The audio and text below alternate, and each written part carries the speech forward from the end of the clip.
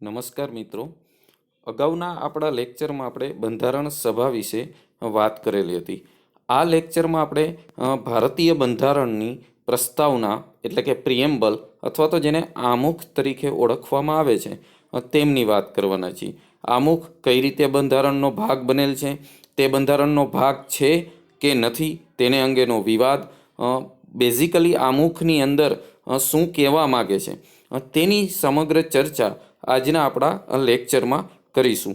જો આપને આ વિડીયો પસંદ આવે તો સબસ્ક્રાઈબ કરો અને લાઈક કરો. આપની સ્ક્રીન ઉપર ભારતીય બંધારણની પ્રસ્તાવના દેખાઈ રહી છે. એક વખત હું એનું રીડિંગ કરું છું જેથી કરીને આપને ખ્યાલ આવે કે પ્રસ્તાવના આમુખ કે પ્રિએમ્બલમાં શું છે. આમુખની અંદર જે લખવામાં આવેલું છે તેનું વાક્ય શરૂ થાય છે, અમે ભારતના લોકો પ્રતિજ્ઞા કરીએ છીએ કે ભારત એક સાર્વભૌમ અથવા તો જેને આપણે સંપ્રભુ કહીએ, સંપ્રભુ બિન સાંપ્રદાયિક સમાજવાદી લોકશાહી પ્રજાસત્તાક રાજ્ય બને અને તેના બધા નાગરિકોને સામાજિક, આર્થિક અને રાજકીય ન્યાય મળે. તે વિચારો, વાણી, ધર્મ અને પૂજાની સ્વતંત્રતા રહે અને વ્યક્તિને દરજ્જાની અને તકની સમાનતા મળે. વ્યક્તિના ગૌરવ અને રાષ્ટ્રની એકાત્મકતા એટલે કે એકતા અને અખંડિતતા જળવાઈ રહે તે માટે ભાઈચારો કેળવવાનો દ્રઢ સંકલ્પ કરીએ છીએ. અને અમારી બંધારણ સભામાં આજે તારીખ 26 નવેમ્બર 1949ના દિવસે આ બંધારણ અપનાવીએ છીએ.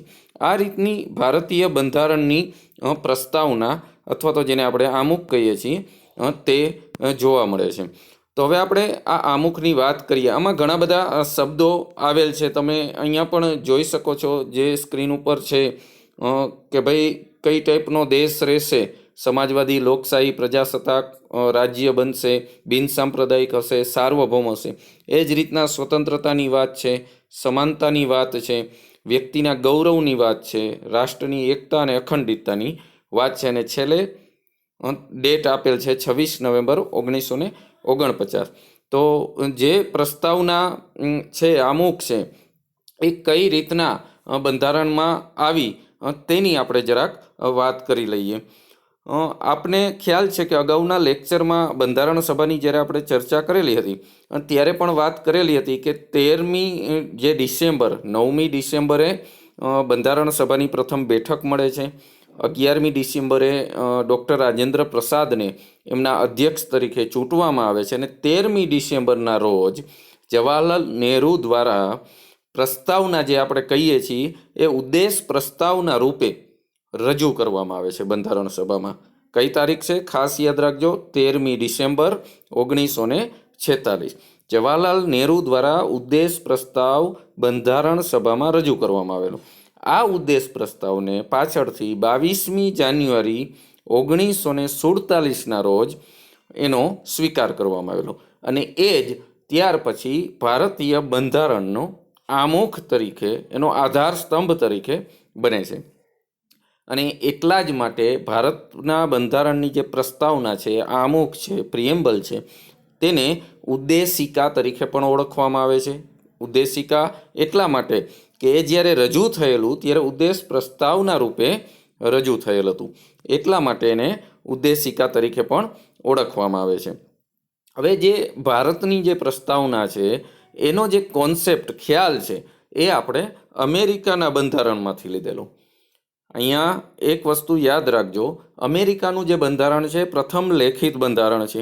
આપને ખ્યાલ હશે કે જે બ્રિટનનું બંધારણ છે એ મૌખિક બંધારણ કહેવામાં આવે છે. એટલે મૌખિકનો એવો મતલબ નથી કે તે ક્યાંય લખવામાં જ ના આવતું હોય, પરંતુ જેમ ભારતનું બંધારણ અથવા તો અમેરિકાનું બંધારણ જે એક જ ગ્રંથમાં સંગ્રહિત છે, તે રીતના બ્રિટનનું બંધારણ એક જ ગ્રંથમાં સંગ્રહિત નથી હોતું, અલગ અલગ કાયદાના રૂપે હોય છે, એટલા માટે એને મૌખિક બંધારણ કહેવામાં આવે છે. પરંતુ અહીંયા આપણે વાત કરીએ છીએ આમુખની, પ્રસ્તાવનાની. તો જે આમુખનો ખ્યાલ છે, પ્રસ્તાવનાનો ખ્યાલ છે, એ અમેરિકાના બંધારણમાંથી લેવામાં આવેલું. પણ પ્રસ્તાવનાની જે ભાષા છે, ખાસ યાદ આ પણ રાખવાનું છે, પ્રસ્તાવનાની જે ભાષા છે એ ઓસ્ટ્રેલિયાના બંધારણનો એની ઉપર પ્રભાવ જોવા મળે છે. એટલે અહીંયા કન્ફ્યુઝન ન થાય તે ખાસ ધ્યાન રાખજો. પ્રસ્તાવના લીધેલ છે અમેરિકાના બંધારણમાંથી, પરંતુ પ્રસ્તાવનાની ભાષા અથવા આમુખની ભાષા ઓસ્ટ્રેલિયાના બંધારણમાંથી આવેલી છે. એટલે આ રીતના પ્રસ્તાવનાની વાત થઈ.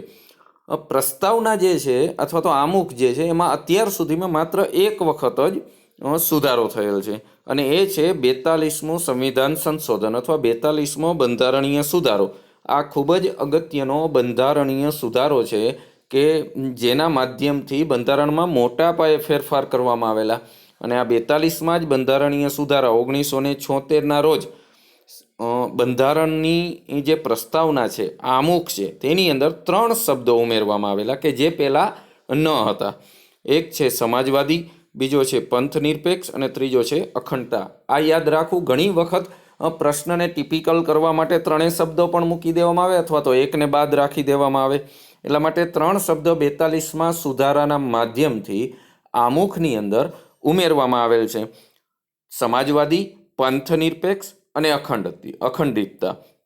પંથ નિરપેક્ષ અથવા તો જેને આપણે ધર્મ નિરપેક્ષતા કહી શકીએ, બિન સાંપ્રદાયિકતા કહી શકીએ, આ 3 શબ્દ પર્યાયવાચી છે, એટલે કન્ફ્યુઝન ન થાય કે આમાં તો પંથ નિરપેક્ષ છે અને ક્યાંક પેપરમાં બિન સાંપ્રદાયિક શબ્દ આવી જાય, તો બંને સમાન જ શબ્દ છે.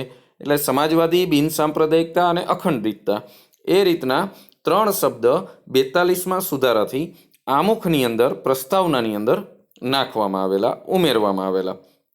તો આ પ્રસ્તાવના છે શું?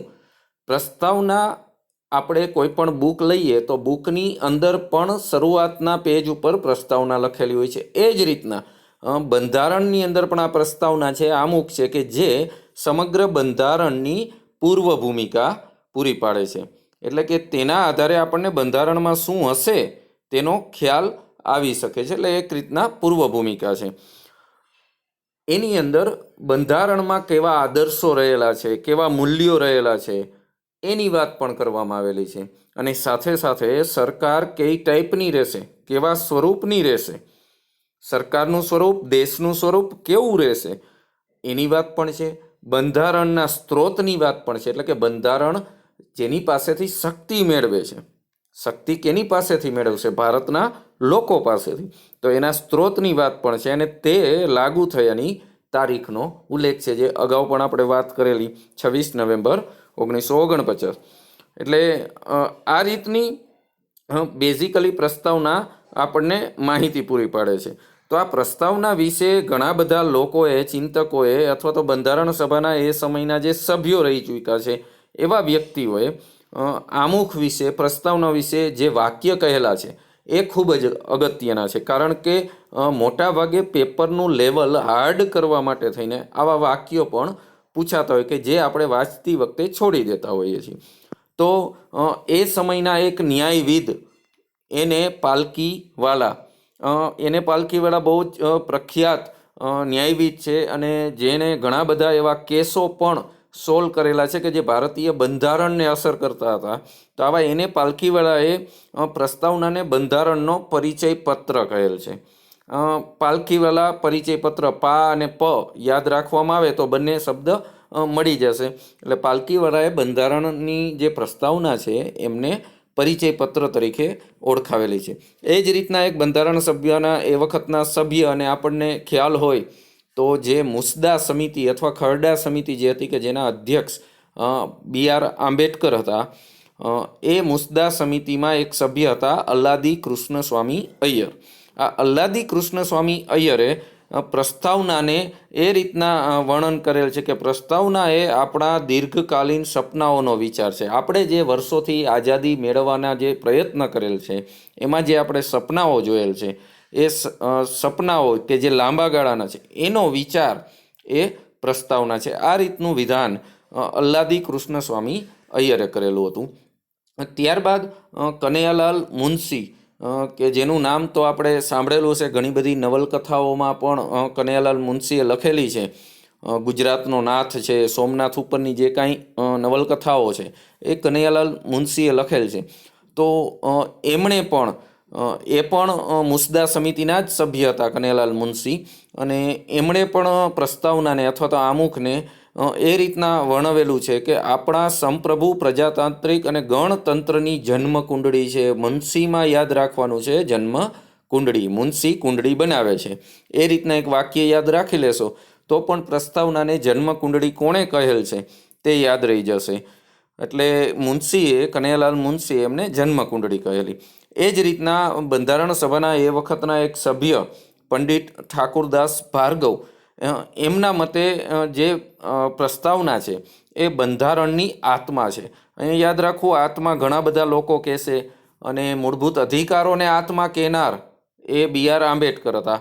એટલે કન્ફ્યુઝન ન થાય એ પણ ધ્યાન રાખવું કે પંડિત ઠાકુરદાસ ભાર્ગવે પ્રસ્તાવનાને બંધારણની આત્મા કીધી છે, ચાવી પણ છે અને આભૂષણ પણ છે, કે જેના દ્વારા આપણે બંધારણનું મૂલ્યાંકન કરી શકીએ છીએ.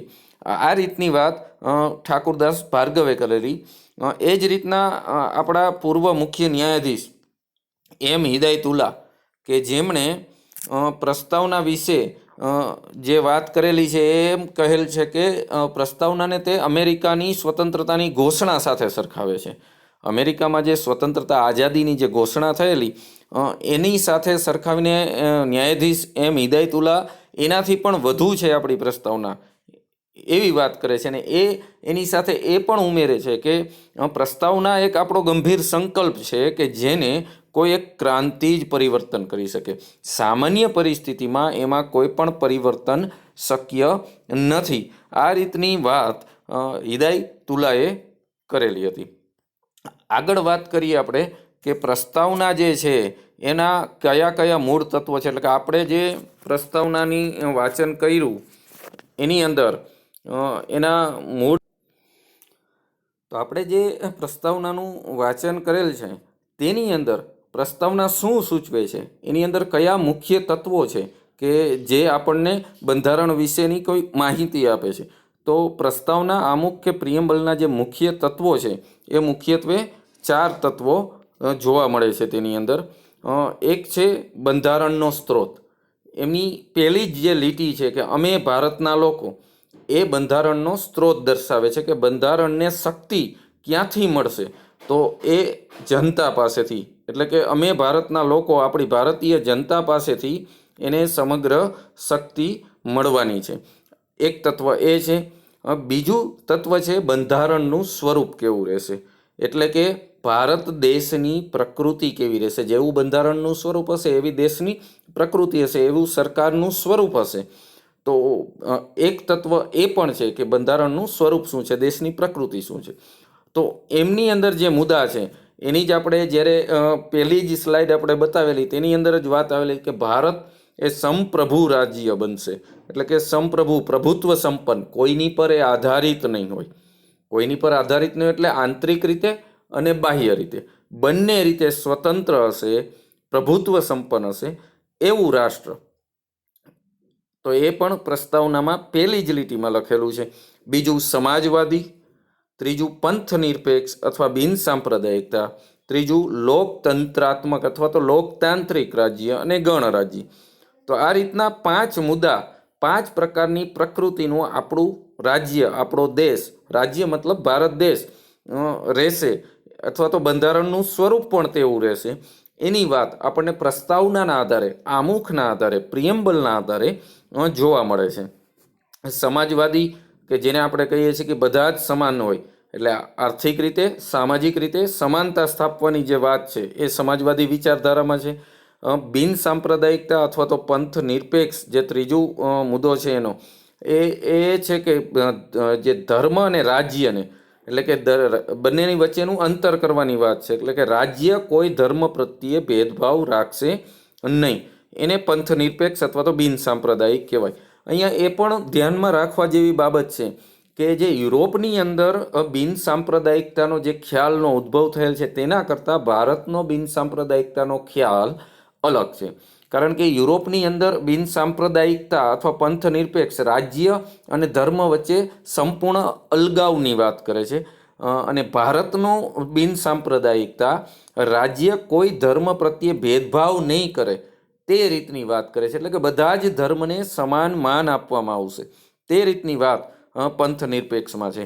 અને ચોથું છે લોકતાંત્રિક, અને પાંચમું છે ગણરાજ્ય, એટલે કે પ્રજાસત્તાક, જેને આપણે કહીએ ભારતીય જે પ્રજા લોકો છે એનું શાસન. આ રીતનું ભારતની પ્રકૃતિ રહેશે એ આમુખમાં દર્શાવેલ છે અથવા પ્રસ્તાવનામાં દર્શાવેલ છે. ત્રીજું એનું તત્વ છે બંધારણનો ઉદ્દેશ. એટલે કે બંધારણ જે બનાવવામાં આવે છે એનો ઉદ્દેશ શું રહેશે, દેશને કેવો બનાવવાનો રહેશે, તેમાં શું સ્થાપવાનો રહેશે, એની વાત ત્રીજા તત્વ દ્વારા થયેલી છે. જેમ કે તેમાં ન્યાયની વાત છે. તમે જ્યારે પ્રસ્તાવનાનું પહેલું પેજ આપણે જે બતાવેલ છે તે વાંચશો તો આ બધા જ મુદ્દા તેમાં સમાવેશ થઈ જાય છે કે ન્યાયની વાત છે, સ્વતંત્રતાની વાત છે, સમાનતાની વાત છે, વ્યક્તિની ગરિમાની વાત છે, એકતા અને અખંડિતતા અને બંધુતા. આ 6 મુદ્દાઓનો સમાવેશ બંધારણના ઉદ્દેશ તરીકે તેમાં થયેલો છે. ન્યાય એટલે કે સામાજિક, આર્થિક અને રાજકીય ત્રણેય પ્રકારના ન્યાયની વાત અહીંયા કરેલી છે. એ જ રીતના સ્વતંત્રતા છે, સમાનતા પણ સામાજિક, આર્થિક, રાજકીય સમાનતાની વાત છે, વ્યક્તિની ગરિમા જેના આધારે આપણે કહીએ કે જીવન જીવવાનો જે અધિકાર છે, કલમ નંબર 21માં જે જીવન જીવવાનો અધિકાર છે એ અહીંથી જ નીકળે છે. એ જ રીતના એકતા અને અખંડિતતા, જે અખંડિતતાની આપણે વાત કરેલી અગાઉ કે ભાઈ 42માં સુધારા દ્વારા ઉમેરેલ છે, અને બંધુત્વ. અને ચોથું જે તત્વ છે એ છે એની સ્વીકારવાની તારીખ, અથવા તો જ્યારે બંધારણ સભાએ બંધારણ બની ગયા પછી જ્યારે એનો સ્વીકાર કરે છે એ તારીખનો ઉલ્લેખ પણ પ્રસ્તાવનામાં નીચે કરેલ છે, 26 નવેમ્બર 1949. અને એની સાથે વિક્રમ સંવંત પણ દર્શાવેલું છે, માર્ગશીર્ષ શુક્લ સપ્તમી વિક્રમ સંવંત 2006. એટલે આ રીતના જે પ્રસ્તાવના છે એના મુખ્ય આ 4 તત્વો એમાં જોવા મળે છે. હવે આગળ આપણે વાત કરીએ કે જે પ્રસ્તાવના છે એ પ્રસ્તાવના તો પાછળથી આપણે એને સ્વીકાર કરેલો, 22મી જાન્યુઆરી 1947ના રોજ એને સ્વીકાર કરેલો. તો એ બંધારણનો ભાગ ગણવો કે ન ગણવો એ એક ચર્ચાનો મુદ્દો છે, અને એના માટે થઈને ઘણી વખત વિવાદ પણ થયેલા છે. પ્રસ્તાવનાને ભાગ ગણવો એ તો ઠીક છે, પણ પ્રસ્તાવનામાં કંઈ સુધારો થઈ શકે કે ન થઈ શકે, એમાં સંશોધન થઈ શકે કે ન થઈ શકે. ભારતીય બંધારણમાં એક મહત્વપૂર્ણ કલમ છે 359, અહીંયા પણ દર્શાવેલી છે. 359 જે કલમ છે બંધારણીય સુધારા માટેની છે, એટલે કે બંધારણમાં કંઈ સુધારવું હોય એના માટેની છે, અને એની પ્રક્રિયા દર્શાવેલી છે કે કઈ રીતના બંધારણમાં સુધારો થઈ શકે. તો આ બંને મુદ્દા કે એક બંધારણનો ભાગ છે કે નહીં અને પ્રસ્તાવનામાં સંશોધન થઈ શકે કે નહીં, એને લગતા વિવાદ શરૂઆતના સમયમાં જ આવેલા. એમાં એક પ્રખ્યાત કેસ છે બેરુબાડી સંઘનો વિવાદ. જ્યારે ભારત પાકિસ્તાનના ભાગલા થયેલા ત્યારે જે આપણે બંગાળ કહીએ છીએ ત્યાં બેરુબાડી એક યુનિયન છે, પ્રદેશ છે, અને એનું એક યુનિયન છે.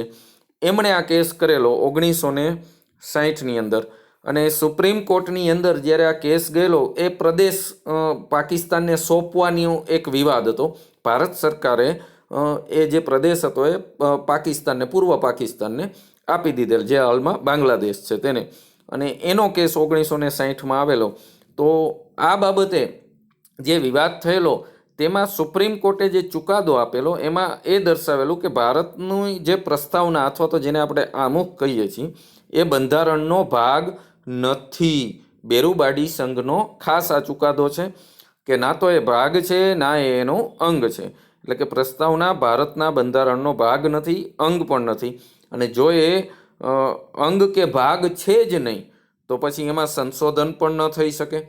જો એ બંધારણનો ભાગ હોત તો ભારતની સંસદ તેમાં કંઈક સુધારો કરી શકત, સંશોધન કરી શકત, પણ એ બંધારણનો ભાગ જ નથી પ્રસ્તાવના, તો એમાં સંશોધનનો પ્રશ્ન આવતો જ નથી. અને સુપ્રીમ કોર્ટે તેમાં એક ઉમેરો એ પણ કરેલો કે એ બંધારણનો ભાગ એટલા માટે નથી અથવા બંધારણનો અંગ એટલા માટે નથી કે ના તો વિધાનસભાનો મતલબ છે સંસદ, સંસદને કોઈ શક્તિનો એ સ્ત્રોત પણ નથી કે આમુખના આધારે, પ્રસ્તાવનાના આધારે સંસદને કંઈ શક્તિ આપવામાં આવતી હોય એવું તો કંઈ દર્શાવેલું નથી. અને બીજું કે એ સંસદની કે જેને વિધાનસભાની અથવા વિધાયિકાની શક્તિ ઉપર એ પ્રતિબંધ પણ લગાડી શકતું નથી. અને એટલા માટે થઈને જ્યારે કોઈ શક્તિનો સ્ત્રોત જ ન હોય, કંઈ પ્રતિબંધ ન લગાડી શકતું હોય, અને તો એ ગેરન્યાયિક છે અથવા બિનન્યાયિક છે કે જેને તમે ન્યાયાલયમાં પડકારી શકતા નથી. એટલે કે આમુખ દ્વારા આમુખમાં કંઈ ફેરફાર હોય અને તમે કોર્ટમાં જવું હોય તો જઈ શકો નહીં. આ રીતનો જે ચુકાદો છે એ બેરુબાડી સંઘે 1960માં આપેલ. અને ત્યારબાદ બીજો એક કેસ કે જે ભારતીય બંધારણમાં ખૂબ જ મહત્વનું અગત્યતા ધરાવે છે એ છે કેશવાનંદ ભારતી કેસ. કારણ કે 1973નો આ જે કેસ છે કેશવાનંદ ભારતી, કેરળમાં એનો જમીન વિવાદ હતો અને જમીન વિવાદનો આ કેસ છે. પણ એના દ્વારા ભારતીય બંધારણમાં ભારતીય બંધારણની મૂળ સંરચનાનો સિદ્ધાંત જેને કહેવાય એવું સુપ્રીમ કોર્ટે આ ચુકાદાના માધ્યમથી કીધેલું કે જે બંધારણમાં નિહિત છે એવી વાતો કે જેમાં કોઈ પણ સંસદ, કોઈ પણ સરકાર કંઈ પણ પરિવર્તન ન કરી શકે સંરચનામાં, એની વાત કેશવાનંદ ભારતી કેસમાં થયેલું. આ કેસ સૌથી વધારે પરીક્ષાઓમાં પૂછાય છે, કેશવાનંદ ભારતી કેસ 1973. તો આ કેસની અંદર સુપ્રીમ કોર્ટે જે ચુકાદો આપેલ છે તેમાં તેમણે એમ કહ્યું કે જે પ્રસ્તાવના છે, આમુખ છે, એ બંધારણનો ભાગ છે. ખાસ જોજો, બેરુબાડી સંઘમાં ભાગ નથી, જ્યારે કેશવાનંદ ભારતી કેસમાં પ્રસ્તાવના એ બંધારણનો ભાગ છે. અને જો બંધારણનો એ ભાગ હોય તો એમાં સંશોધન થઈ શકે છે. પણ અહીંયા સુપ્રીમ કોર્ટ એક શરત પણ મૂકે છે કે ભાઈ બંધારણનો ભાગ તો છે પ્રસ્તાવના, એમાં સંશોધન પણ થઈ શકે છે, પણ બંધારણના મૂળ ઢાંચામાં, બંધારણના મૂળ માળખામાં, બંધારણના મૂળ સંરચનામાં સંશોધન થઈ શકે નહીં. મતલબ કે જે બંધારણની અંદર નિહિત છે એવી વાતો જેમ કે સમાનતા, સ્વતંત્રતા, સમાજવાદ, બિનસાંપ્રદાયિકતા, ન્યાય, આ જે મુદ્દાઓ છે એ બંધારણની મૂળ સંરચના છે, મૂળ માળખું છે, અને એમાં કોઈ પણ જાતનું પરિવર્તન થઈ શકે નહીં. અને એટલા માટે થઈને જ આ ચુકાદો, જે કેશવાનંદ ભારતી કેસનો જે ચુકાદો છે 1973નો, તેને બંધારણના મૂળ સંરચનાનો સિદ્ધાંત તરીકે ઓળખવામાં આવે છે. અને એ સૌથી મોટી બેન્ચ હતી, 13 જજોની બેન્ચ દ્વારા આ ચુકાદો આપવામાં આવેલો હતો. તો આ રીતના બંધારણની પ્રસ્તાવનાની આજે આપણે વાત કરી. જો આપને આ વિડીયો ગમ્યો હોય તો જરૂરથી સબસ્ક્રાઈબ કરજો, અને આગળ ઉપર પણ આપણે આવા વિડીયોની સિરીઝ મૂકતા રહેશું કે જેથી કરીને તમને બંધારણ વિશે ડિટેલમાં જ્ઞાન પ્રાપ્ત થાય અને પરીક્ષાની અંદર કોઈ પણ ટાઈપના પ્રશ્ન પૂછાય એ તમને આવડે. તમારી ચેટની અંદર પણ કોઈ ખામી જણાતી હોય આમાં તો પ્રશ્ન કરી શકો છો, જરૂરથી તેમનો હું જવાબ આપીશ. હવે આગામી આમુખ ઉપરની વાતો લઈને ફરીથી લેક્ચરમાં મળીશું. Thank you.